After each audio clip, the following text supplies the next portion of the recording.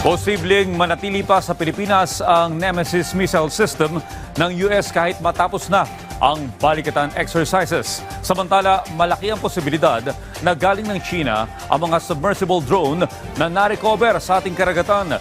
Yan ang ulat ni Patrick De Jesus. Dumating na sa Pilipinas ang Navy Marine Expeditionary Ship Interdiction System o Nemesis missile system ng US. Hindi sinabi ng AFP ang eksaktong lokasyon, pero magiging bahagi ito ng balikatan exercises ngayong taon na magsisimula na sa susunod na linggo. Inaasahan namang mananatili sa Pilipinas ang Nemesis missile system kahit matapos na ang balikatan, gaya ng mid-range capability o Typhoon missile system na nasa bansa simula noong nakaraang taon at ginamit sa iba't ibang pagsasanay. If there's another exercise going in the Philippines shortly after Balikatan and that equipment is appropriate and requested for it by the AFP, we would certainly look to participate in that exercise as well, but it is here for exercise purposes.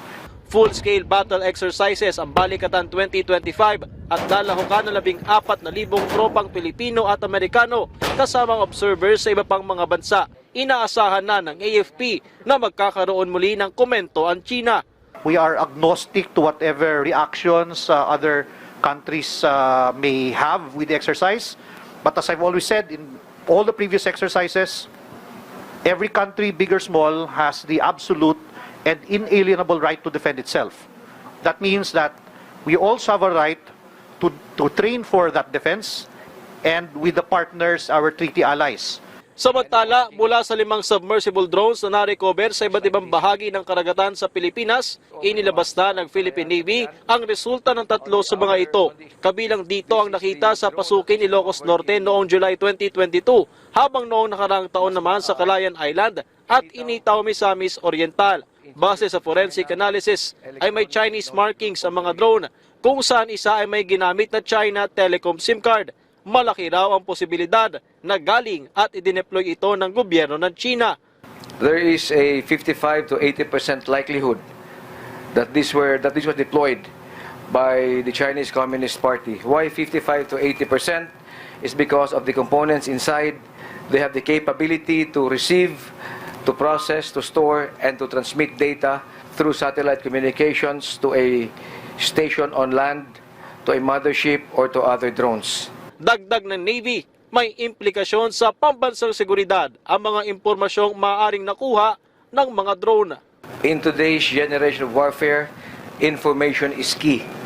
He who holds information will have an advantage. Any potential adversary who would like to harm our country would need to know the information. More importantly, since we are an archipelago, underwater information. Ikinabahala rin ng National Maritime Council at National Security Council ang natuklasan sa mga nakuhang drone. So, why are they here or why they've been used here? Again, for military and non-military purpose.